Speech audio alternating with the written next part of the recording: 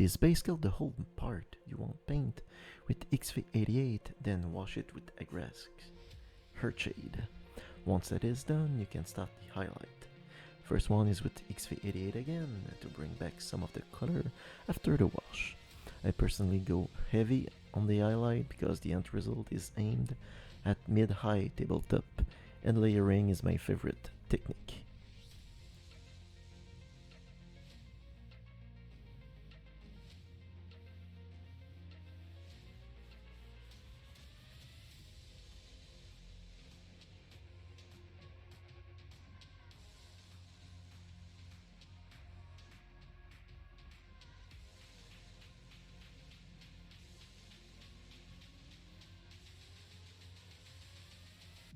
I like to compare with another piece I already did so I can make sure the highlight area are similar enough.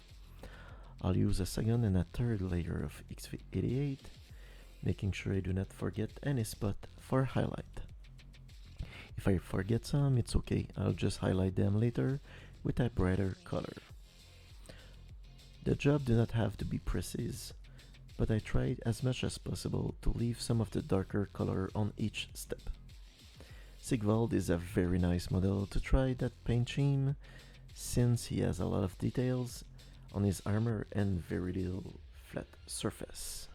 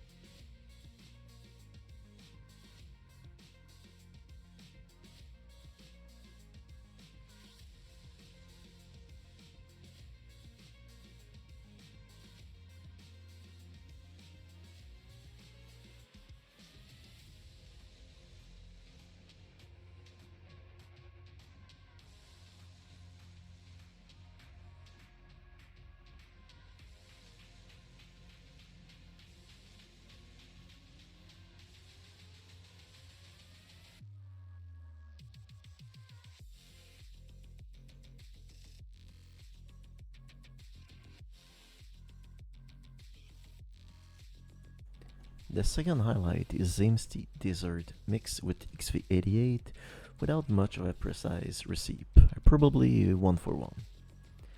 I do zenithal highlight, which means painting as if the light came from the top, leaving some of the straight XV88 at the bottom part. Once again, I do many layers just to get the best coverage possible for the following steps and also to do minimal blending.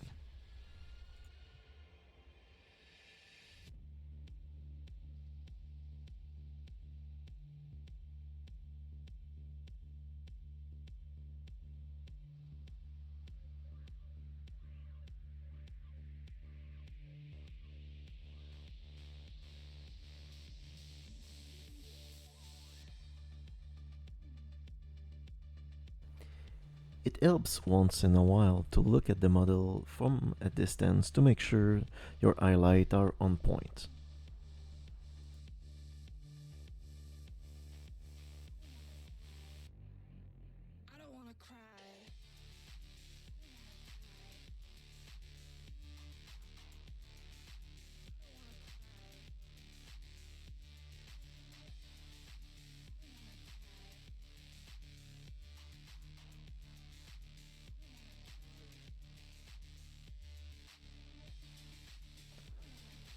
Once I'm happy with the highlight, I add a little bit more Zamesty Desert and keep highlighting smaller part of the model.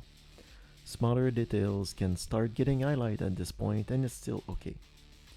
You can also highlight some part of the first time.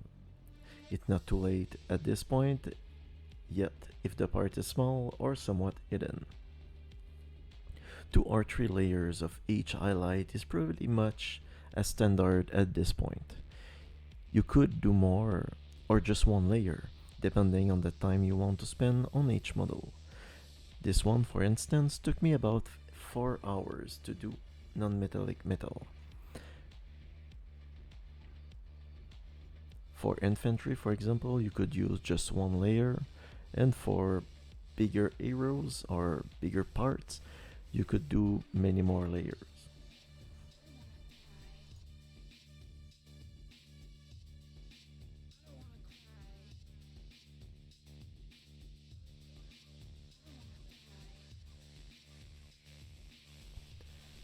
At this point, you might think, but this isn't gold. Yep, but trust the process.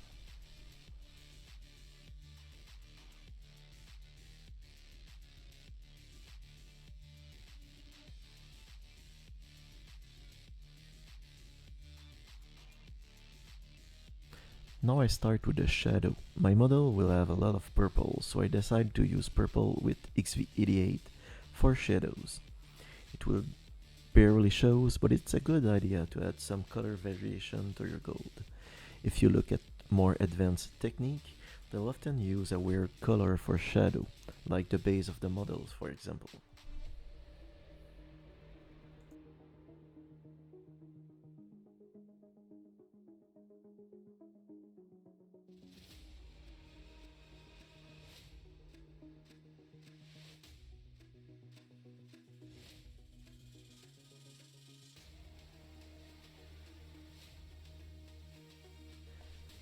Once adding shadow is done, it's time to highlight with some Ushapti bones, against going with smaller highlight.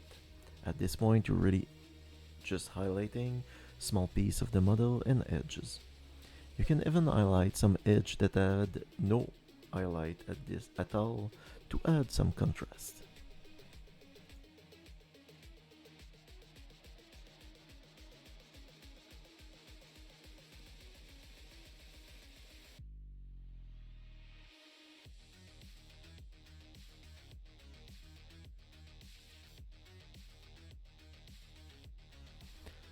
Once all of this is done, it's time to use some magic, Cassandra Yellow Wash.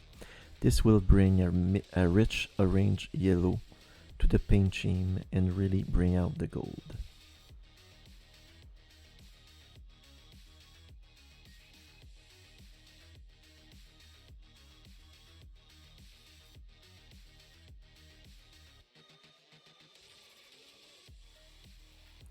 After the wash, a Ushapti Bones highlight is required again. You might be tempted to ask why not go for a yellower color right from the start to avoid the wash. I don't know. I used the color I had in hand, and when I realized it was too brown, I used this wash, and the result was very nice. Sometimes wash are frowned upon, especially games workshops, but I really like the tint it gives to the model. At this stage, you really need to do just enough. Too much and you'll use some of the highlight, and not enough will kill the final highlight.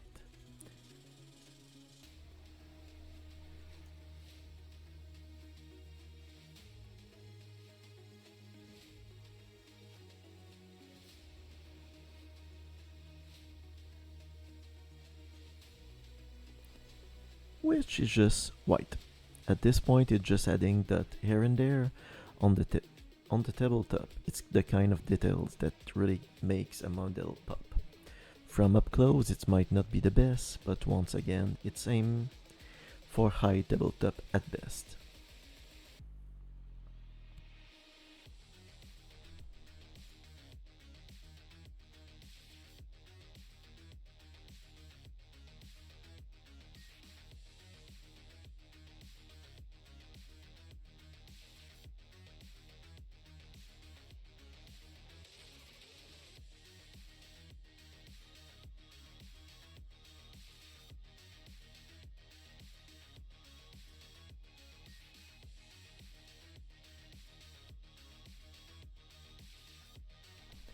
At this point, it might also be a good idea to have a good look at the model all around to make sure you didn't miss any details. For instance, I forgot one of the right foot side.